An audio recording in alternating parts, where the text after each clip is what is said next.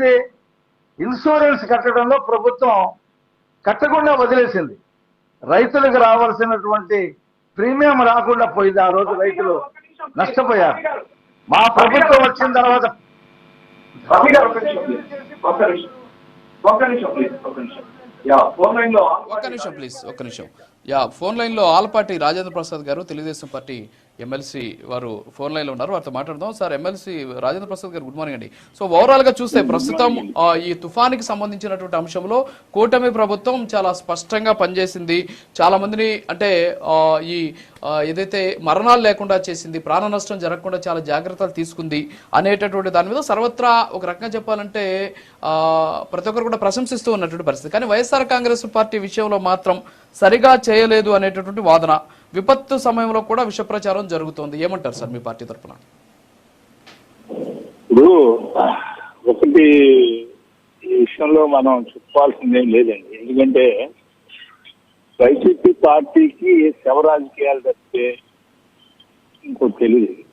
ఎప్పుడు కూడా ఏదో రకమైన నష్టంతో, ఏదో రకమైనటువంటి విమర్శలతో కాలం గడుపుతుంది.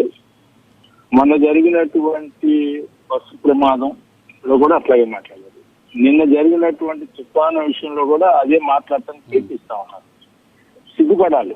ఎందుకంటే ఇంత పెద్ద ఎత్తున చర్యలు తీసుకోవటం, ముందస్తుగా శిబిరాలను ఏర్పాటు చేయటం, సహాయక చర్యలు ఏర్పాటు చేయటం, ఎక్కడికక్కడ ఆ రోడ్స్ మీద ఉంచటం, శిబిరాల దగ్గర అధికారులు ఉంచటం, ఐఏఎస్ ఆఫీసులను ప్రతి నియోజకవర్గానికి అదేవిధంగా జిల్లాలకు ఉంచటం, డివిజన్లో ఉంచటం, పర్యవేక్షణ చేసుకుంటూ డే అండ్ నైట్ ముగ్గురు కూడా ఉప ముఖ్యమంత్రి, ముఖ్యమంత్రి గారు, అదేవిధంగా నారా లోకేష్ గారు, మంత్రులు అందరూ ఇన్వాల్వ్ అయినటువంటి సంఘటన ఇది.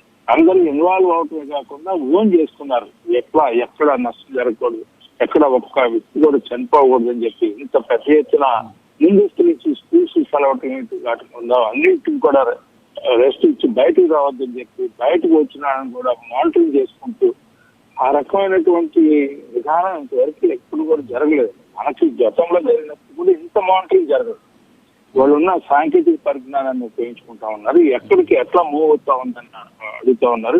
ఎప్పటికప్పుడు ఈ రకంగా మూవ్ అవుతా ఉంది, బలహీనపడతా ఉంది, ఇక్కడ తీరాన్ని తాగుతా ఉంది, మచిలీపట్నం దగ్గర తాకిద్ది అనుకున్నది అక్కడ పోయి అంతర్వేది దగ్గర తాకింది అన్నారు.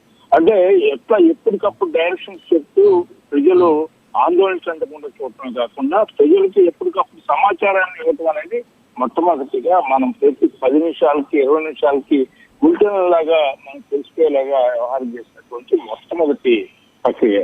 ఇలాంటి సందర్భాన్ని పునస్కరించుకొని నేను పనిచేయలేదు, కూటమి ప్రభుత్వం ఏసీలో కూర్చుని బయటికి రాలేదు, అసలు ఈ ముఖ్యమంత్రిగా పనిచేసినటువంటి జగన్మోహన్ రెడ్డి గారి 5 ఏళ్లలో అన్నమయ్య ఇది జరిగినప్పుడు, నష్టం జరిగినప్పుడు వెళ్ళారా? ప్రజలు కలిసారా?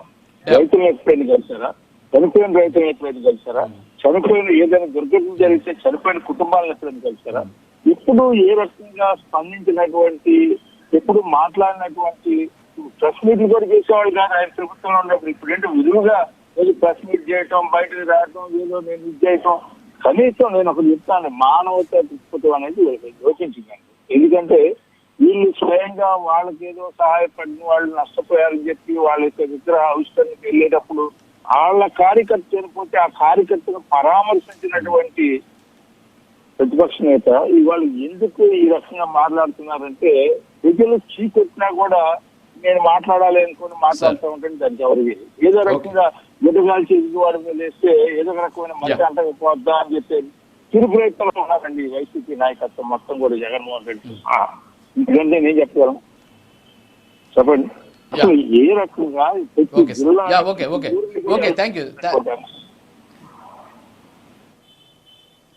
Okay sir, thank you Rajendra Prasad గారు, థ్యాంక్ యూ ఫోన్ లైన్లోకి వచ్చినందుకు. రమేష్ గారు మాట్లాడు ప్లీజ్. రమేష్ గారు రియాక్ట్ అవ్వండి. ఇప్పటివరకు టీడీపీ మంత్రి గారు మాట్లాడారు, తర్వాత ఎమ్మెల్సీ మాట్లాడారు, మన రఫీ గారు మాట్లాడారు. మీ వర్షన్. రాజు గారు, రఫీ గారు మాట్లాడుతూ 2019-24 మధ్య మేము ప్రజలను పట్టించుకోలేదు కాబట్టి వాళ్ళని ఇంట్లో కూర్చోబెట్టారని చెప్పారు. మరి 2014-19 మధ్య వీళ్ళు కూడా ప్రజలను పట్టించుకోకుండా ఉండబట్టే ఇంట్లో కూర్చోబెట్టారనే విషయాన్ని కూడా రఫీ గారు తెలుసుకోవాలి. మీరు ఎలా గెలిచారో, ఎందుకు గెలిచారో ఈ రాష్ట్ర ప్రజలందరికీ తెలుసు.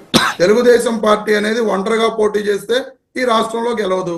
జనసేన పార్టీ అనేది ఒంటరిగా పోటీ చేస్తే ఈ రాష్ట్రంలో గెలవదు.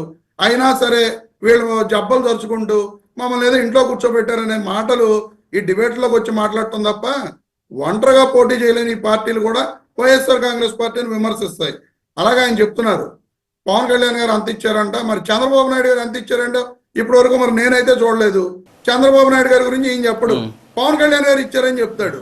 జగన్మోహన్ రెడ్డి గారు ₹1 కోటి ఇచ్చిన సంగతి 50,000 కుటుంబాలకు ఆర్థిక